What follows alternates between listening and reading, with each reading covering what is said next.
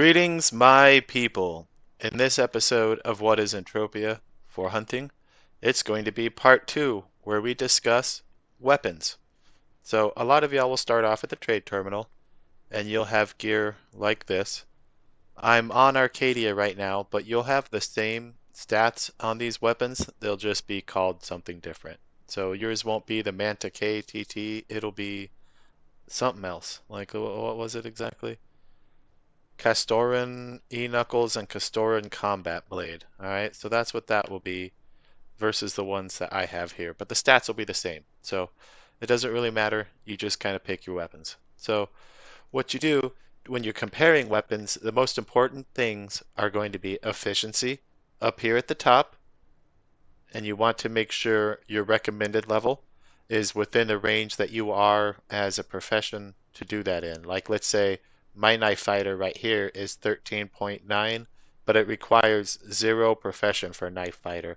So I'm going to max all of my stats down here. I'm going to basically have full damage. You can see 2.5 out of 5, and I'm going to have full attacks per minute because my professional level is above what this weapon wants. So all of my stats are maxed. And y'all kind of want to shop around and find weapons that do that. You don't want to get one like I have over here, I kind of stored to the side. You can see the professional level to max this is 100. So you can see down here, I'm not going to be able to shoot this properly. 28.0 out of 88, 44 out of 88. I don't have enough range, my hit ability's off, my critical's terrible. Everything about this gun is something I shouldn't be using right now. So what you want to do is find one within your professional level that you can use efficiently. And that doesn't necessarily mean the efficiency up here will change. I mean just you efficiently as a player. What the efficiency up here at the top does is that describes how well the gun performs on a ped cycle basis, so to speak. Like well, get the heck off this. I don't need you with me. Like this one has 58%. That means it's going to be a more efficient gun itself when it cycles ped. You're going to have a lot less terrible loot swings down when you're hunting. Like you won't, oh man, I'm out 2 or 300 ped before you hit a global. With high efficiency guns, the way I understand them, you global a lot less often, but you also don't lose a lot of ped while you're hunting. Like you can see, it even explains it right here. This is an inherent property of an item and it's not affected by skills.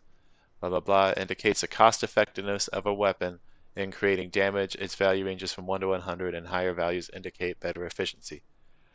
So basically, a higher efficient gun means you'll pull more off your creatures in the long run to get closer to your 96% return without having to rely on hitting globals or Hall of Fames to get that ped back.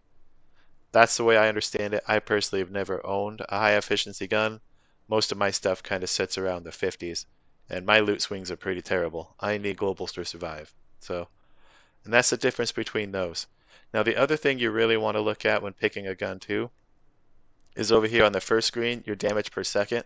I don't know why it's not on the main stat window, but right here, damage per second. You can see this little knife is only 6.5 DPS. So it's a perfect little noob weapon to go out and hunt something with. Whereas these other guns, you can see 41.6, yada yada yada. It's higher DPS. You're going to go hunt larger stuff. So there's really no issue grabbing TT weapons when you're starting the game and using anything like this.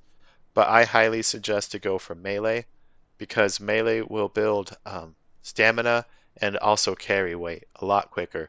I don't think you even get to build stamina or carry weight unless you do melee actually. So it's basically the only way.